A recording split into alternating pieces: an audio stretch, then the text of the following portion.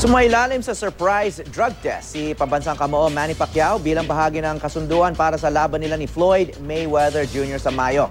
Dahil kumpiyansa sa magiging resulta ng pagsusuri, si Pacquiao mismo nagpahayag na handa siya magmulta ng $5 milyong kapag nagpositibo siya sa performance-enhancing drugs. May news to go si Connie Sison. Exclusive.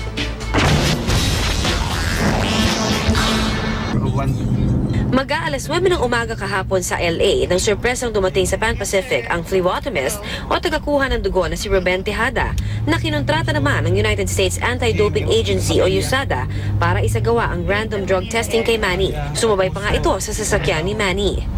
Sinalubong naman si Manny pagdating nito sa bahay ng magiging saksi sa buong proseso na si Chris Forberg mula rin sa USADA. Agad pinaliwanag ni Forberg ang gagawin niya sa pambansang kamao at pagkatapos ay pinapirma si Manny at hiningan din ng kanyang ID. Dito sa master's bedroom, inihanda ang mga drug testing at urine sample kits.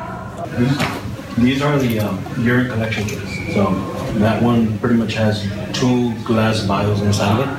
And they're all numbered, and he has to choose one. Since everything's random, he has to choose whichever one he wants to protect him. And the lab doesn't even know who's who. So for the lab, Manny's just a number. Una munang isinagawa ang urine test. Tumagal din ng 20 minuto si Manny sa loob ng banyo bago ito nakalabas. Sinamahan siya ni Forberg bilang saksi.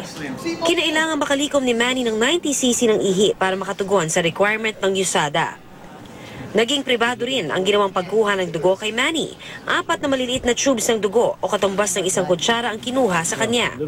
Maselan ang proseso ng random urine at drug testing. With the blood samples, I'm the only one that touches them. Nobody else touches them. Manny can't touch them. Chris can't touch him.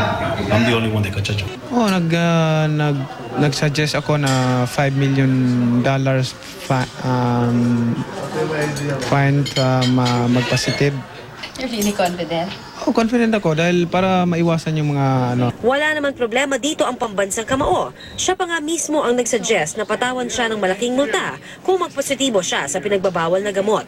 Mula rito sa Los Angeles, California, Connie Sison, GMA News.